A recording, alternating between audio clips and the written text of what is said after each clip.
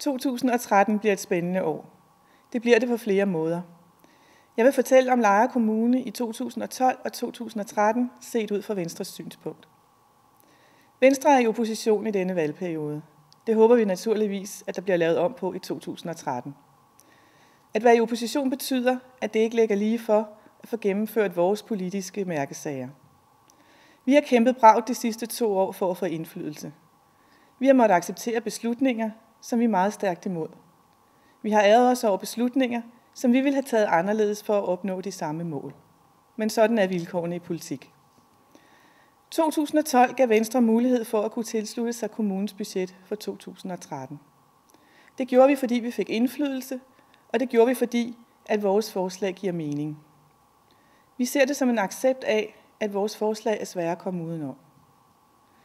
Venstre ønsker altid at tage medansvar for et fornuftigt budget, som rummer liberale holdninger.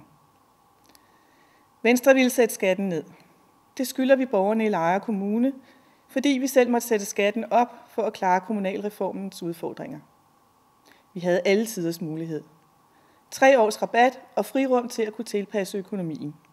Det var nærmest gratis. Vi har modtaget 13 millioner i ekstra udligning. De kunne være brugt til skattenedsættelse til gavn for Lejres borgere. SF, Socialdemokraterne, Radikale, Fokus og Liberal Alliance ville ikke være med til at sende ansøgningen om skattenedsættelse ind til ministeriet, og chancen blev forspildt.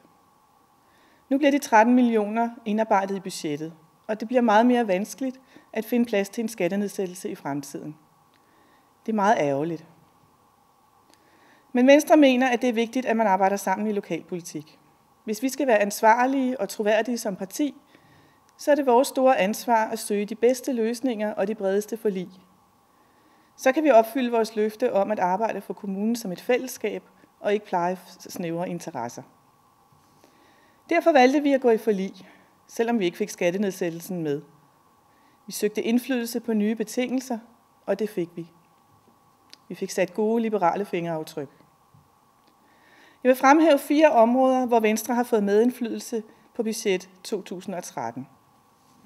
Venstre står for økonomisk ansvarlighed. For det første har Venstre stor fokus på økonomi.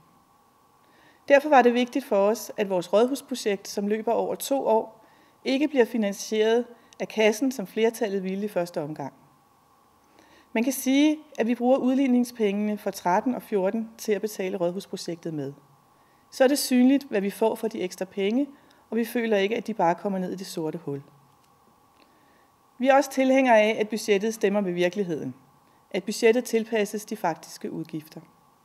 Og derfor er vi også meget glade for, at vi har fået tilført det specialiserede socialområde de 7,5 millioner, som har manglet i budgettet de sidste 2 år, og som Venstre hvert år har prøvet at få ind i budgettet.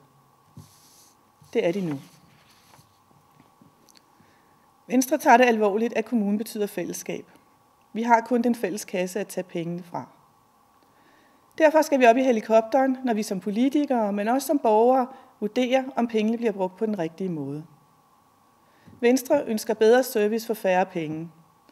Derfor er vi meget tilfredse med, at vi endelig har fået et konkret udbudsprojekt.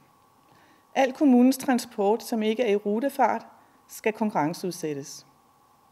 Det er et område, som er dyrt for kommunen, og hvor vi håber at kunne hente mange penge. Hvert år er Venstre gået til budgetforhandlinger med ønsket om konkurrenceudsættelse. Venstre ønsker at frigøre ressourcer, og det kan vi gøre ved at konkurrenceudsætte forskellige områder i kommunen. Konkurrenceudsættelse betyder, at kommunen lader private virksomheder og kommunens egne virksomheder byde på, hvordan de kan løse en bestemt opgave. Mange af vores nabokommuner og mange andre kommuner i landet henter store gevinster på den måde. Venstre mener, at vi er forpligtet over for fællesskabet til at få vores kommunale opgaver løst bedst og billigst. Det har været en meget tung dans i Lejre Kommune at få konkurrenceudsat noget. Men nu har vi fået et konkret projekt. Det går godt i Lejre Kommune. Der har ikke været de store udfordringer i denne valgperiode, som der var i den sidste valgperiode. Vi har heller ikke de samme udfordringer, som mange andre kommuner i landet har. Det giver et godt grundlag for at trimme vores kommune og se fremad. Ikke bare 1 år frem til valget, hvor vi alle sammen gerne vil være venner med alle, men ud i fremtiden med de udfordringer, som omverdenen giver Lejre Kommune. For vi er ikke en typisk kommune, og vi skal bruge vores styrke til at gøre Lejre endnu bedre. Vi skal gøre Lejre lækker. Vi skal markedsføre Lejre Kommune, så vi får solgt vores byggegrunde, og så folk ønsker at flytte til Lejre Kommune og blive boende, fordi vi har en god service og den bedste kvalitet på alle områder. Vi har alle muligheder med vores økonomi, beliggenhed, institutioner, historie og superaktive kultur- og fritidsliv. Området omkring Lejre og Roskilde har netop fået status af nationalpark. Det har vi store forventninger til. Vi skal have gang i turismen, ikke masseturisme, men turisme, som passer til vores forhold og til nationalparkens tilbud. Der er muligheder for vores attraktioner og vores erhvervsliv, hvis vi griber chancen og arbejder sammen om at udnytte denne enestående mulighed. Vores små samfund og decentrale struktur er vores styrke. Det vogter Venstre over. Vi ser store og små tiltag til at centralisere for meget i Lejre Kommune, og det er vi meget opmærksomme på. Det er vigtigt, at man forstår, at hvis vi ikke sørger for, at der er liv i hele Lejre, så går det også ud over de borgere, som bor i de lidt større byer. Vi bliver færre til at betale festen, og ingen har lyst til at flytte til en søvnig, affolket landsby. Der er på Venstres opfordring afsat et beløb til at gå i gang med en bred markedsføring af Lejre Kommune. Vi mener, det er 2 år for sent, og 2 år er meget i denne sammenhæng, når vi blandt andet ser på vores faldende børnetal og på de konsekvenser, det har fået og vil få i fremtiden. Så vi har rigtig store forventninger til arbejdet med markedsføringen.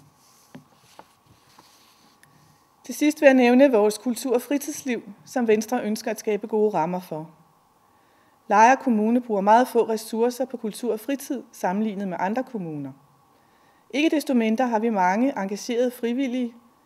Det gør kommunen attraktiv med en mangfoldighed af foreninger, både inden for kultur og fritid og for unge og ældre. Der er et helt klart behov for at prioritere faciliteter til kultur, idræt og fritid i Lejre Kommune. Hvis Lejre Kommune fortsat skal forblive en attraktiv kommune at bo i, så er det vigtigt, at der er nogle gode tilbud, som man kan benytte i sin fritid. Derfor har Venstre kæmpet for at få små anlæg på banen i 2013.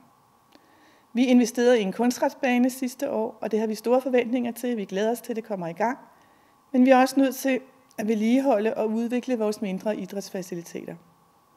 Derfor er vi rigtig glade for, at der er kommet forbedringer på petang- og tennisanlæg, og et enkelt beboerhus er også blevet givet tilbage til sine borgere. Små skridt i den rigtige retning, men vi skal hele vejen rundt, og vi skal også planlægge for f.eks. musikskolen. I Venstre hylder vi i alle sammenhænge aktiv brugerdemokrati. Vores bestyrelser skal have størst mulig medbestemmelse over de beslutninger, som tages, lige fra vuggestuer til ældrecentre. Vores foreninger og organisationer skal høres og inddrages i så mange beslutninger som muligt. Det vil Venstre også arbejde videre med i 2013. Venstre har mange andre mærkesager, som vi vil arbejde med. 2013 er et valgår. Der har været 3 år forinden, hvor Venstre har arbejdet seriøst med kommunens udfordringer. Vi har haft holdninger til flertallets beslutninger og meldt dem ud i medierne og på vores hjemmeside. Vi har 8 medlemmer i kommunalbestyrelsen. Dem kan man komme i kontakt med. Vi er klar til at lytte og hjælpe og diskutere, og vi er også klar til at involvere dem, som er interesserede i at støtte op om vores politiske linje. Venstre ser frem til et spændende arbejdsår i 2013. Vi vil fortsætte med at have standpunkter til, hvordan vi bedst udvikler Lejre Kommune. Venstre gør alt for, at vores politik kommer frem på dagsordenen. Venstre arbejder for liv i hele Lejre. Venstre arbejder for den bedste service til alle borgere. Rigtig godt nytår.